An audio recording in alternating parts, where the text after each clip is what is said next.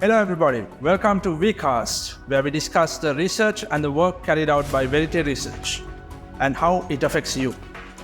Today we have with us Mr. Raj Prabu Rajakulendran, the Lead Economist of Verité Research, to discuss the ongoing IMF program and a new platform by Verité Research called the IMF Tracker. Now Raj, it has been about 3.5 months since the IMF gave approval to the program for Sri Lanka. Do you think it has really benefited Sri Lanka in these past 3.5 months, or has it actually made the problem worse, as some parties claim? So for this, we need to understand why are we going to the IMF. Sri Lanka already had a debt crisis. Sri Lanka was locked out of international financial markets April 2020 onwards. So we had to go to the IMF for two main reasons. One is to create a plan for Sri Lanka to get out of the debt crisis, and also to give a signal to investors that Sri Lanka is looking at making its debt sustainable, and that Sri Lanka wants to recover from this unsustainable debt. And that is why we entered into the IMF program, and we've now, as you said, we've gotten the board level agreement, and it also progressed on debt restructuring. So DDR was announced a few days ago, and we're also in negotiations with restructuring external debt. So there has been progress, and the point of the IMF program is not for us to get funding. It's to create that confidence in investors, and also to put Sri Lanka in a path for recovery. Right. Since you mentioned DDR, domestic debt restructuring, it's a hot topic these days. Yes. Do you think it's fair of the IMF to actually mandate that the entire burden of DDR should fall on the EPF and thereby the private sector employees? Is it not a little unfair? So let's understand how the IMF program works for that. The IMF program works where when we got the board level agreement, March, there was a report published, and that had the LOI, the letter of intent. So that has mutually agreed upon commitments that Sri Lanka and the IMF have agreed upon that Sri Lanka will commit to in order to get Sri Lanka into a recoverable path or a recovery path.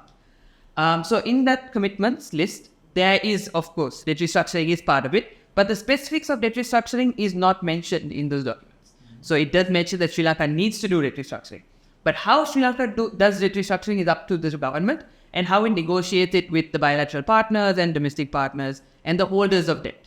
So yes, you're right, debt restructuring needs to happen, and DDR is needed for Sri Lanka's debt sustainability. But specificities of that was not mentioned in the IMF commitments. Right. So you're saying that the IMF never actually specified that the burden should fall on the EPF? There is no public record on that, yes. Right. So then why do so many people assume that that's something that has been mandated, made compulsory by the IMF?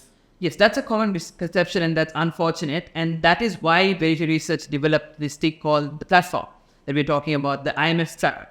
So in the past, this is not the first time Sri Lanka is going to the IMF. Sri Lanka has gone almost 16 times. This is our 17th program, and we've only completed 9 of them. But the problem is that the people of Sri Lanka do not really know why or what we've committed to in the program, which is why we've launched the IMF Tracker, which tracks 100 commitments that Sri Lanka has committed to in the IMF program. And when you visit the tracker, you will understand that what Sri Lanka needs to do and what Sri Lanka has agreed to do in the IMF program to put Sri Lanka on a recovery path. And that is one reason why, to prevent misconceptions or understanding where people think every government decision is mandated by the IMF, we've developed this IMF tracker. How does the tracker work? I mean, how do you get your information? Yes, so how we get our base information, first, to understand how we get the commitments, we always refer to the IMF staff report. So there was a staff report in March, and like I said, there's something called the letter of intent, which has all of the commitments Sri Lanka has agreed upon with the IMF, and the IMF has published it. There might be additional commitments that come in at every review. So which is going to happen, the second review is going to happen in September, and there might be additional commitments which we'll also add. But to look at the progress on the commitments, we refer to government published information. So there is always information by the central bank, by the Ministry of Finance, and we use those. In addition to that, we also track cabinet decisions, parliamentary decisions, to track any cabinet approvals or parliamentary approvals given on certain commitments. However, there is always a lack of transparency, and even when you visit a tracker, you will find a few commitments that are unknowns, because we don't know the progress of those commitments, because there is no information on it yet. There are instances where we get to know the progress a bit late.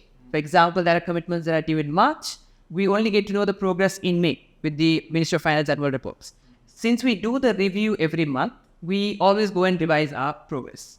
But there's always a commitment that's a component that's unearned due to the lack of transparency.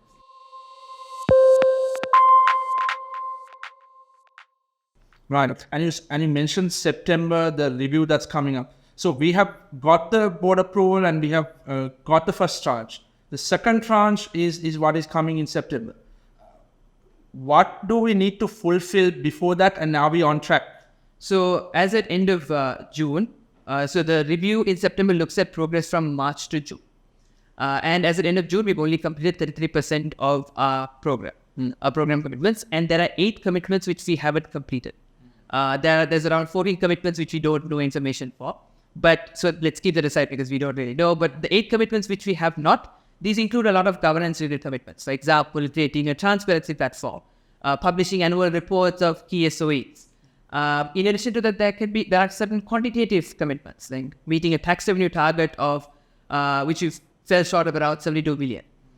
So these are commitments which we haven't met, and this might also impact the review. So it's up to Sri Lanka to decide on how are we going to justify this to the IMF. We need to provide reasonable explanations as to why we were not able to complete in order for the next disbursement to come in. So has the government so far, to the public at least, made those justifications? We couldn't do this because of these reasons? We haven't seen any published reports or any analysis or any reporting from the government side on the IMF progress. We obviously have our tracker where we monitor progress, but I think it's up to the government to justify to the IMF, and we hopefully will get to know once the review document is published after September.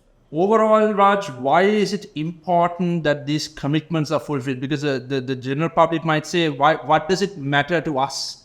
Whether these commitments are fulfilled or whether they are left half complete or incomplete altogether. Yeah, so like I said earlier, Sri Lanka has been in 60 IMF programs, but this is a unique program. Because in the previous 16 IMF programs, we were never in a debt crisis or we never had unsustainable debt. This is the first time where even the IMF has recognized that Sri Lanka's debt is unsustainable. So, and we are restructuring our debt for the first time. So we need people to hold the government accountable and also people to be aware on what the government has committed to the IMF on the policies, because we need to ensure that this is one of the last restructurings or the only restructuring that Sri Lanka does. Because if we choose to fail the program, what will happen is down the line, we might have to restructure debt again. And I don't think Sri Lanka can afford that. So we need to ensure that Sri Lanka restructures its debt sustainably once and for all and is put on a recovery path so that Sri Lanka doesn't need to do another restructuring or doesn't need to enter into another crisis a few years down the line. Right. So Sri Lanka is in danger if it doesn't fulfill these commitments of restructuring debt all over again. There is a possibility that Sri Lanka can get into another debt crisis if it doesn't commit to the recovery path or to a recovery plan. So, Raj, you mentioned that some laws have not been passed yet as promised to the IMF or committed to the IMF. The betting and gaming levy and the central bank bill, I believe, are part of this. Why have those not been passed? Yes, so basically, like you said, both creating a central bank bill and also increasing betting and gaming levies. They were both part of the IMF commitment, and the draft bill is already public. Mm-hmm. So a draft bill has been made public, it has gone through cabinet, and it was made public as early as April, 4th of April, almost all of them were made public. But it has not yet been through Parliament, and Parliament hasn't debated it yet. So it's not part of the law, the amendment has been made, but the bill has been public. So it's stuck in administration at this point. And that is also concerning because these are important bills and laws that need to be passed. And betting and gaming levies, the industry needs to be taxed. And we already know that those are not being taxed as well. And there were a lot of COPEF reports and arguments on this. So it's important that we see these through. And these have not been met. So hopefully in the coming months, they will be met and passed through. Right. So finally, how can somebody access the IMF Tracker?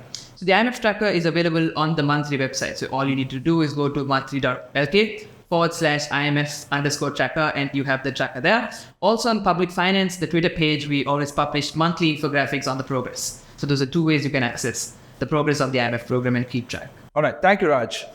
That's it from us for today on WeCast. We hope you found it informative and thank you for watching.